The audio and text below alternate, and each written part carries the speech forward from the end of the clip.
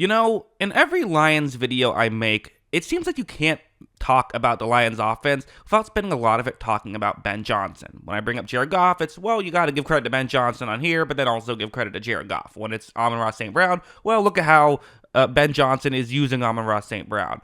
It kind of just made me realize, why don't I just make a video on Ben Johnson, the guy who I think in many ways is the heartbeat of this Lions organization right now and does so many things really well, like how you see a Kyle Shanahan or a Matt LaFleur kind of just consistently be able to get the most out of their offensive units. And that's what I want to discuss in today's video. Real quick before I do, though, let me just mention I have a movie channel. If you like movies, check that out. The link is in the description for that. It's Jackson Kruger Movies if you're interested. But yeah, let's just get into the Ben Johnson film. So starting off with this play, what's going to happen is it's going to be play action and just a receiver running over the middle. These are pretty simple plays, right? In fact, I would say every team in the NFL does this to some degree, some teams more than others, but usually the best teams and certainly the best play callers seem to dial this play up as frequently as possible. But that's not really what I'm here to talk about. Instead, what I'm here to talk about is one of the things I always like to look at when it comes to offensive coordinators is how much do opposing linebackers bite on play actions? Because if they bite pretty hard, usually that's because of a good play caller. They're dialing up the right times to run play actions. And as you see right here, I mean, when this play begins, you look over the middle, yeah, that worked out pretty well. Those Raiders linebackers got pretty out of position, and this is just what Ben Johnson does. Is when he dials these things up, you get players this open. Of course, Jared Goff makes a good throw, and Amon-Ra St. Brown makes a good catch and does a lot of really good stuff after the catch because they're both very good players. But still, it's the play call itself, which is what we're here to talk about, was very strong. And heading over to something like this is another way Ben Johnson can really thrive at the NFL level. Is this situation, it's a tie game, 3rd down and 1.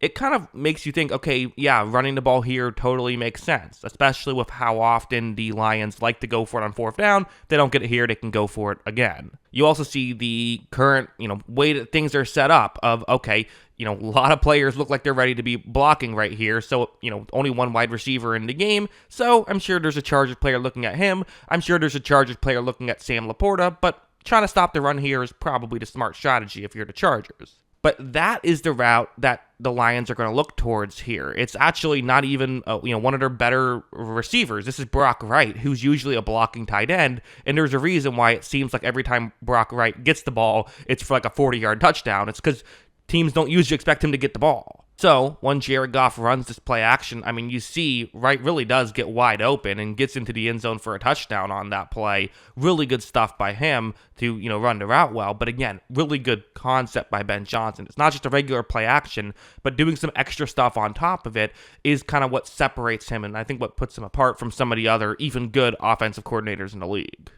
And speaking of that, maybe no play is a better example of what I'm talking about than this one. So first, what they're going to do is they're going to give the ball. It's actually going to be a handoff to the running back. Okay, simple enough. Well, no, it isn't.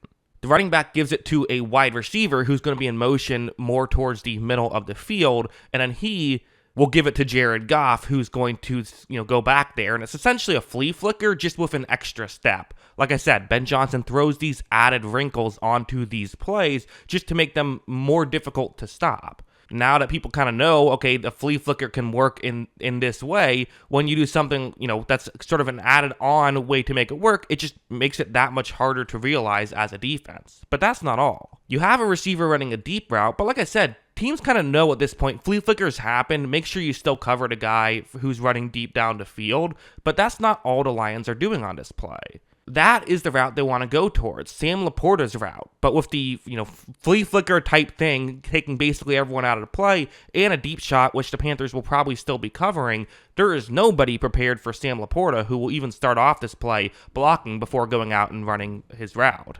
As you see when this play begins, it's, again, a lot of moving parts, but when Goff is ready to throw, nobody is picking up Sam Laporta. Goff isn't going to miss that throw. Sam Laporta isn't going to, be tackled in that situation. Really good stuff. Again, but you got to give credit to the players. But really, these concepts are what's working right here. These concepts are how this stuff is working. And now I want to go over here, because that last play, okay, yes, that was a lot of really good stuff, but I think when you're watching that live, you say, wow, that was a great concept. But sometimes when you're watching it live, you might not even realize that the great concepts are happening. Something like this, where it's zone coverage that the Panthers are in. The Lions first have a receiver running that route right there, which can hopefully push the safety further deep. And then they have another receiver running a route that hopefully will be underneath the safety zone to where nobody is and Goff can make the play work, which is already a good concept in general, but nothing otherworldly, nothing too fancy. But you also notice that the receiver who's running that route is in motion, and the best offensive coordinators in the league love motion because it's harder for a defender to realize what's going on. You have to know who you're supposed to cover, and if all of a sudden the side of the field that you're covering has an extra player, like, you have to communicate things very quickly. It just makes it that much tougher for a defense. And so when this play, starts working, you see Goff looks down the field, and again, look at how open this player is, and this is due to, again, good stuff by the players. You definitely have to give them credit, but also due to the play calling.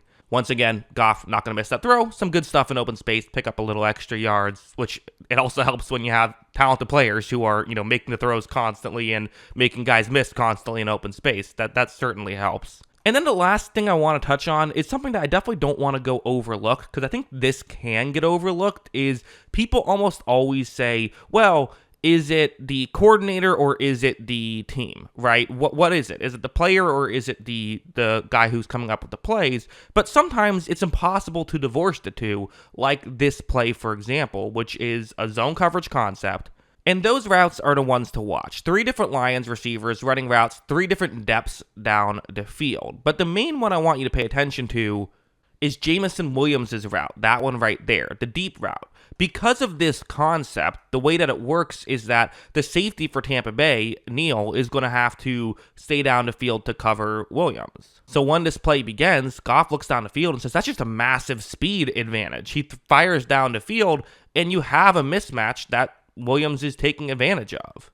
You see this one, it was actually kind of a bit clunky, where I think the throw was a bit more behind what Williams was looking for, but he still adjusts and makes the grab. But that's just a good example of, like, okay, you could look at this and easily just say the players made it happen. You could look at this and easily just say, well, Ben Johnson made it happen. But to me, this is Ben Johnson putting players in positions to succeed. And while the other stuff is more fun and more, it will catch your eye more, this is just as important, being able to utilize the tools in your tool belt, which he certainly can do. So, those are most of my thoughts with Ben Johnson. I think he's a really good offensive play caller and just does so many good stuff. He really is, firing on a high level. Another guy that I didn't bring up at the beginning, but I could make a comparison with, is a Sean McVay. Right? It's always built around the running game, but it's built around the running game in a way that's designed to be able to attack through the passing game. It's running game is setting things up for the passing game. They're not just saying that as an excuse to run the ball more, and it really is an effective strategy that works really well for the Lions. That's what I think. What do you think? Let me know in the comments below. Always love hearing from y'all, and of course, as always, thanks for watching.